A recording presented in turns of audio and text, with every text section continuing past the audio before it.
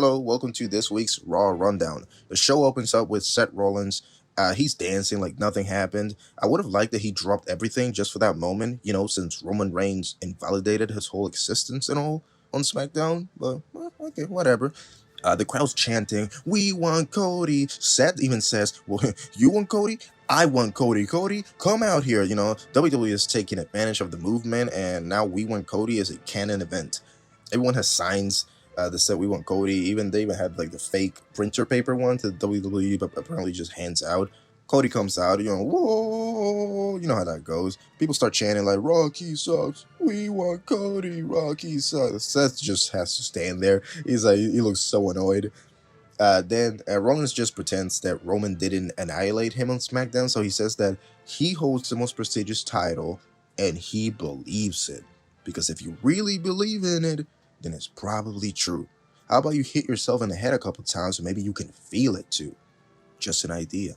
But this time, Seth says the only thing that he actually should have said last week, which is, "I need to beat you to call myself the best, because I lost 3 times in a row to you." Drew McIntyre comes out before Cody can answer if he is going to choose him. So they're basically pushing back the decision on what match will be as far as they can. Drew starts talking and he said, like, "Seth, we were supposed to be talking tonight about our main event at WrestleMania." And then Seth just looks at him like, "Bro, what are you talking about?" One main event between you and me at WrestleMania, man. I don't know. I have no idea what you're talking about, bro. But Drew even had a custom shirt marking CM Punk's dead main event. That's not my word. It's the shirt, okay? And then he starts gaslighting Cody by like sarcastically fake crying, telling him, "You need to finish your story. You need to finish your story. Don't tell me you're gonna let your family down. You cannot let your family down." Dude, he was cooking. Okay, he was cooking. So Drew is basically right now the actual voice of the people in the situation because he's just telling it how it is, like no filter, just letting it rip. They keep talking until Drew McIntyre headbutts Seth Rollins. A little brawl comes out. Not really, just like Cody stands up for Seth. Then we get a fatal 4-way tag team qualifier with Imperium, New Day, Creed Brothers, and DIY. The New Day was going off in the beginning of this, just toying with Ciampa. It was a very active match. At one point, Ciampa hits this white noise on Xavier Woods from the ropes onto the outside. I mean, I think it was disgusting. This thing never let off. Everyone just kept going crazier and crazier. Ultimately, the Creeds hit the Brutus Bowl, but Ciampa tags in, and DIY steals the victory. So they're going to be facing Tyler Bate and Pete Dunne for a chance at the tag team titles. Next, we got Becky Lynch versus Shayna Baszler, qualifying match for the Elimination Chamber. They're rolling, they're grappling, they're trying to get submissions in during the whole beginning. Shayna is very aggressive, and they go back and forth until Becky, hits the manhandle slam and like takes the victory. Then we get Liv Morgan, and she's like, "These women gotta know that my business is not with them. Their business is not with me. My business is with Rhea Ripley.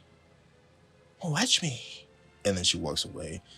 Then we get Adam Pearce scolding Drew McIntyre for attacking Seth Rollins, who is obviously hurt and can't be in any form of physical action.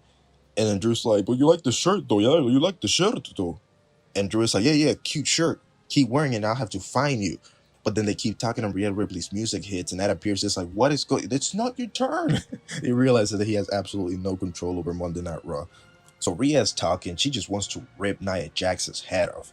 Adam Pearce interrupts, saying that it's not happening. Oh, it's not happening, okay? Okay, you want Nia? You want Nia? Okay, you get Nia for the championship. Like, bro, nobody said it was for the champion. Nobody said it was for the title. They just want to beat each other up. Whatever. You get Nia for the championship at Elimination Chamber, okay? And it's like, okay, I guess I'm gonna beat her anyways. Who cares if it's for the title? Then Nia Jax comes out. "I'm not like most girls. I'm not like most girls." And she just shoves Adam Pearce to the side like nothing. And then they start fighting. Rhea Ripley's doing good until Nia, she just atomic sits on her, the super sat. And it's over. It's over. Okay, Rhea Ripley's like, I'm squashed. Then we get Tosawa and Maxine Dupree versus Ivar and the barefoot freak herself, Valhalla, has arrived.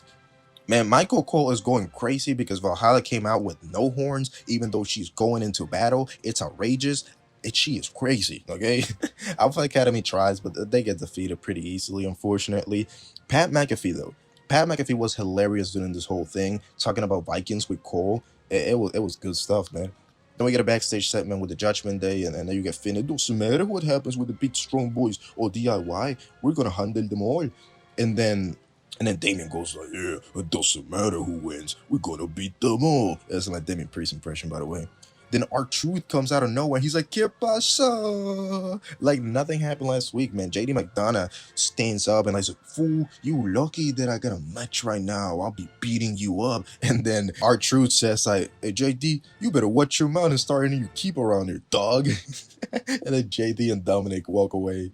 Finn Balor is like talking with Truth, and he's like, "I can't deal with this right now," so he just leaves. And Damien also looks like he doesn't want to deal with Truth, so he's like, "You know what? You know what, Truth? Just make yourself a home, man." Ugh. And then he just walks away. So I guess Truth is officially in the Judgment Day. Then we get The Miz versus JD McDonough, and The Miz is into this, okay? He took the beat up from last week as a declaration of war. While the match is going on, R-Truth comes out and he's just giving away t-shirts to the crowd. Unfortunately, because Truth is out walking around, nobody in the front rows are paying attention to the match, like at all. Like the Miz is going crazy. He's doing his whole thing. He's doing the massive balls, and like nobody's looking at it. So that's kind of unfortunate, right? Because of what's going on outside. Like nobody cares what's going on in the ring. Truth messes up again, accidentally creating distraction. He puts on a shirt on Dominic Mysterio, like forcibly, and he's like, "It's my new merch, man, go buy it." And then, but like, Dominic is trapped because his arms are like not properly in the shirt, and the Miz just hits him with a kick. Then he goes to JD and be like, "Hey, JD, here's your money, man. This time you get a cut." And then JD because gets distracted taking the money because apparently nobody in Judgment Day that makes money. They're all poor for some reason, and the Miz took advantage, hits a skull crushing finale, and takes the win. Now I have no idea if this was on purpose or not, because then Truth just picks up the money and just runs away, passes next to the Miz, and just goes away, passes through Miz, but the Miz is like, "Hey, come celebrate." And then Truth celebrates with Miz for like 2 seconds, but then he goes not with the Miz, he runs away ahead of the Miz. So I still have no idea what's going on. Then we get Imperium confronting Adam Pearce because they know he's incompetent. And today is Gunther's 600-day celebration as the Intercontinental Heavyweight Champion of the world. And they're like, "Yo, don't mess this up, dog. This has to be perfect." But then the dog part of the Wolf Dogs walks in, and I'm all in on this. Okay, Braun Breaker versus Gunther squash match. Okay, Braun Breaker wins on his debut. Braun Breaker wins.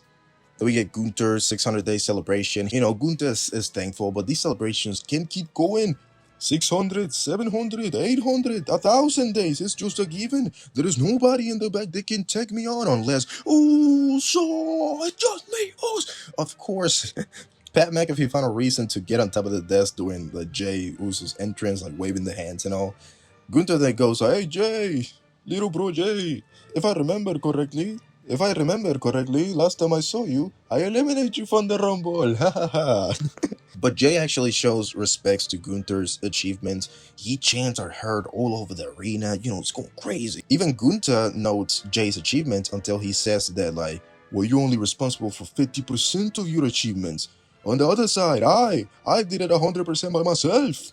So Jey Uso then reintroduces himself, but Gunther keeps playing it down. Gunther says he's gonna beat him all the way back to the period of time where people didn't differentiate him from his brother.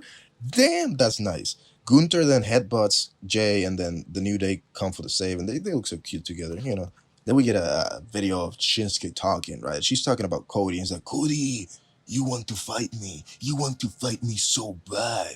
Fine, I accept." And I'm over here like, dude, you started it. What are you talking about? He doesn't want to fight you. You started the whole thing. I don't know. Then we get a rematch between Party Girls and Kabuki Warriors. Kaden and Katana do their best, but Kabuki Warriors ultimately get the win. They look good, though. They had a good effort during the match. Next, we get Jackie interviewing Sammy. You know, Sammy's sad. He says, like, "I never talked about this with anybody. After my match with Roman, Triple H called me to the side and told me, 'Hey, kid, you're Rocky. You're the ultimate underdog. Yeah. Not the one that wins the championship, but the one that goes all the way with the champion.' But no longer he'll fight like the underdog. He's so much more, and he'll prove it to the people, and he'll show them that the person they supported last year is the person he is." And then we get the main event. Cody versus Shinsuke on a bull rope match. And they're using the same bull rope that the Dusty used for all of his matches, and then he passed on down the family. So never forget that, because that is very, very important. So you know that it's not clean.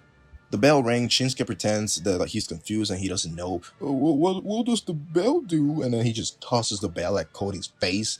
They're kicking, they're punching, they're joking, and I wasn't paying attention because I was playing on my phone. What? Things keep happening. All of a sudden, boom, miss to Cody. Blind crossroads. 1, 2, no! Whip, slap, boom. Shinsuke go for the kick. No, evaded. Cody then pulls the rope and then gives a low blow to Shinsuke. It's like, oh, again, grab him. Crossroads. 1, 2, 3. My father said, when I get older, to find my freedom. But wait, it's Drew McIntyre still wearing the shirt, and he's getting fined, man. He's gonna get fined, man. Claymore, what are you doing, Drew? What are you doing, Drew? And then he just walks away smiling. Oh no, I think he actually just stayed there on top of him. But yeah, that was Monday Night Raw. Seth Rollins completely played himself, not addressing what Roman said about him. Drew is just cooking, man. He is doing so good right now. Rhea versus Nia is gonna be pure brutality. No idea on which side truth is. I definitely want Braun to break Gunther. Jey Uso, eat. I'm contractually obligated to do that. And I have no idea what happened during the main event, but I know that Shinsuke lost, and Shinsuke really needs to win something, man. How can Shinsuke like get so interesting all of a sudden and then win absolutely no matches? But he is the instigator in all of them. So yeah, Triple H, come on, please give Shinsuke a winnable feud. Pretty please. Thanks for watching, see you on the next one, and beware of ring divers nearby.